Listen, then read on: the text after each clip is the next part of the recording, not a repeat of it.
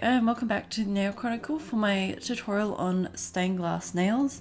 So this one uses the reverse stamping technique. So you'll see on my hand I've got, well, it might be a bit hard to see, but I've got 4 sort of light blue colours, and then I've used an ILMP for the index finger. I'll put the details of full of sort of what colours I've used in the blog post, so if you want all of that, check out the link below.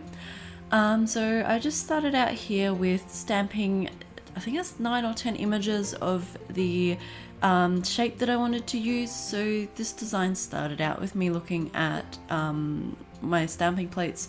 All I knew is I wanted to do some reverse stamping, and eventually after going through them at least 3 times, I lost count, as this one sort of kept sticking out to me, and I thought it'd look cool to just put some different colours in each different square. And so essentially that's what I did. Eventually I sort of landed on the blue as a sort of colour theme for it. You can do it with like different colours as long as they sort of complement each other and can kind of work well together. So just be careful of what shades you use. So you can always do like a bit of a swatch test just to make sure that they kind of gel. So after I applied all the sort of outline images on my stamping mat, I started filling in with the different blues. By the way, if you want this stamping mat, I'll pop a link below. It is an affiliate link.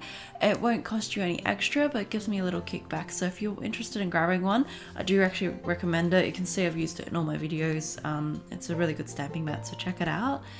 Anyway, so back on the thing, so I used a range of sort of metallic blues. I sort of wanted more a bit of a shine, a bit of a glossy, or those really bright blues, so that it looked more like a stained glass window and would stand out. But I also chose a couple of blues that were a bit darker, and just to kind of give that bit of contrast. So you've got some dark, really heavy blues and some little really light ones, and some of the metallic colours, just to balance it out and interlock with everything.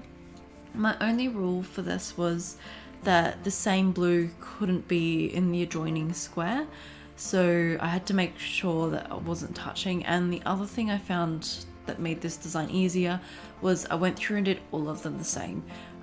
You could change it up and make them all different. I just felt like creating something uniform and making them sort of exactly the same as each other. Although if I made a mistake, I wasn't going to be too worried, and I wouldn't go back and redo it. I'd just sort of leave the mistake there, because the chance of somebody noticing is pretty unlikely.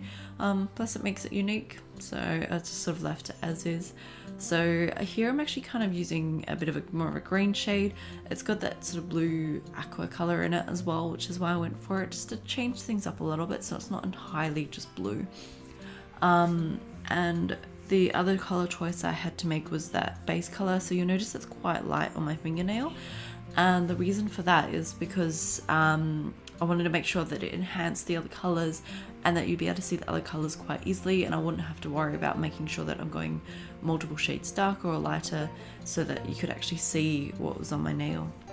So I just kept, So I just kept going along until I was sort of happy with it, filling in each square. There was a couple of colours I used twice, and that was just because I thought they sort of fitted in there.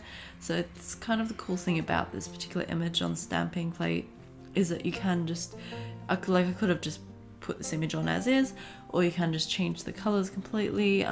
It's just depending on sort of what design you want to create, how colourful you want it. You could do a rainbow or something if you wanted to as well. So onto my last step, which is to put some clear polish over the top. Just make sure the clear polish isn't touching each other, because you notice I've got a couple of those squares quite close to each other. So I just sort of very gently put the clear polish across it, tried to make sure that I at least let the basic stuff, or the base and all the colours, dry a little bit.